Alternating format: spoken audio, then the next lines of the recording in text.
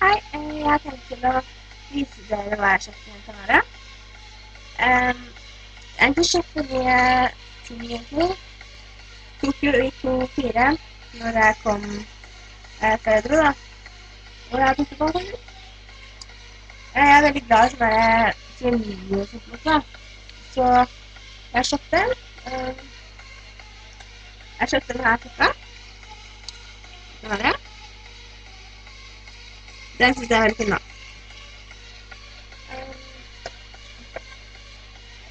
Og så kjøpte jeg denne her.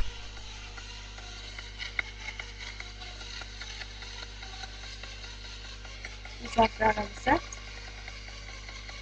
Jeg kjøpte en sånn nail taker.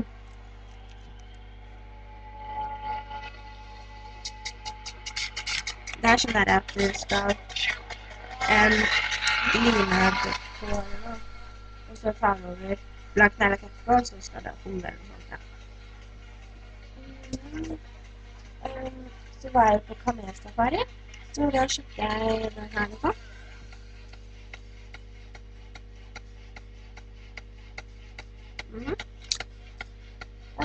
Og så, jeg kjøpte enda en tiltrekkelig, jeg måtte bare. Den ble veldig fornøyd, jeg synes den er så god. Med den.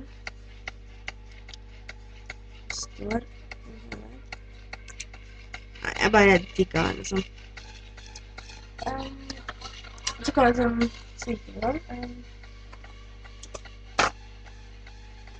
Jeg kjøpte 4 nøtter da.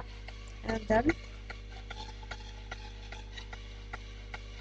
Yeslo var steltet der faktisk.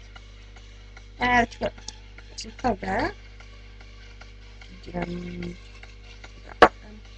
Dette lille. Sånn. Dette er rosa. Og svart, siden det hadde ikke noe mer igjen da. Den var faktisk veldig bra.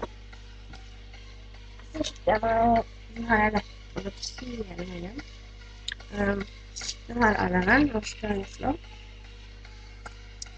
Den er sånn her. Den.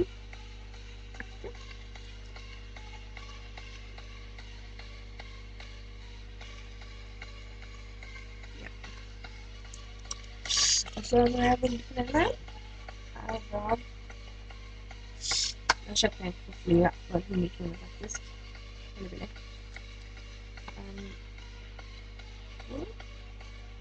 Her har vi stanken. Ta-da!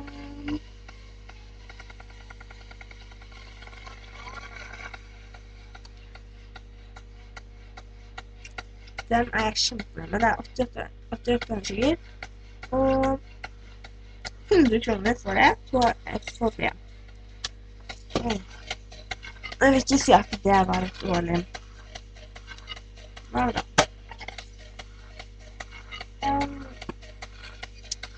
Jeg tror det er nå, så får vi ta del 2 i morgen.